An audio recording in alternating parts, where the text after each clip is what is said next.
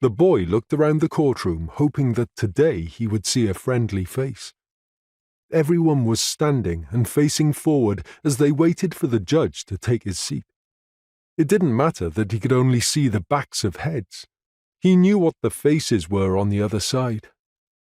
Faces of disapproval, eyes that narrowed and radiated a deep loathing as they glanced his way. Again, there was no one here for him.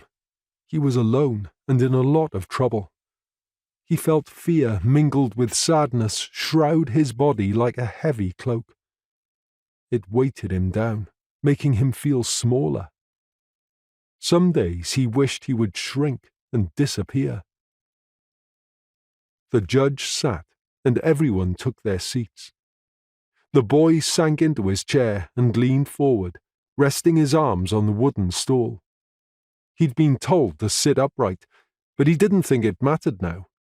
He'd been sat in the same place for days. The dock. He knew now that was what it was called.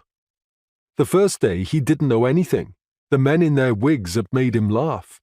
Brian had told him off for that. Brian was his barrister, another word he had learned. Brian was supposed to be his friend and help him. The boy knew Brian didn't like him. No one in this room did. Brian had said the boy's granddad had paid a lot of money for him to help, but his granddad hadn't been to see him, hadn't come to court. Ashamed, that's what Brian said. If he had been younger, he wouldn't have had to come to this place, but he was 11 years old. Old enough to know right from wrong, old enough to face the consequences of his actions.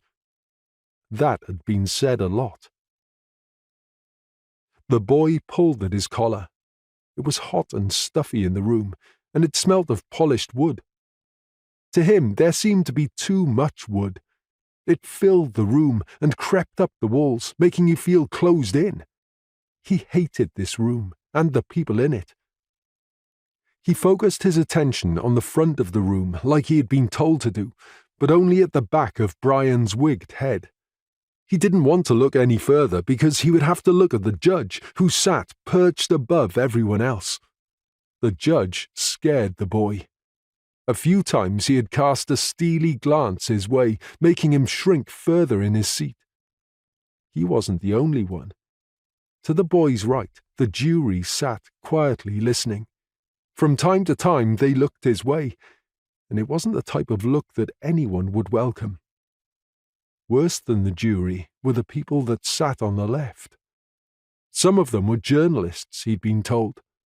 They wrote down all the details so that everyone would know what he had done. Worse than the press was Craig's family. Craig had been the boy he had killed. Craig with his blonde hair, blue eyes, and angelic face that everyone cried about. Little 8-year-old Craig, innocent, his life taken by pure evil, the prosecution had said. Craig had been a little shit, the boy thought. The prosecution barrister was talking, looking at the jury as he spoke. Brian had told him that this was the end of the case. The jury would decide if he was guilty. He didn't see the point. He did do it, but he didn't know why. The barrister was talking about that day, but the way he told it wasn't right. He wasn't there, the boy thought. There was only supposed to have been 3 of them that day, the boy and his 2 friends, Gareth and Alan. Craig was Gareth's younger brother, and he always wanted to hang out with them. Gareth's mother said they had to take Craig with them, so really it was her fault. The memories started creeping in. The grotesque gash running down Craig's temple and through his eyes, trying to dig a hole. He tried to block them out, but he couldn't stop the horror of that day playing out in his mind.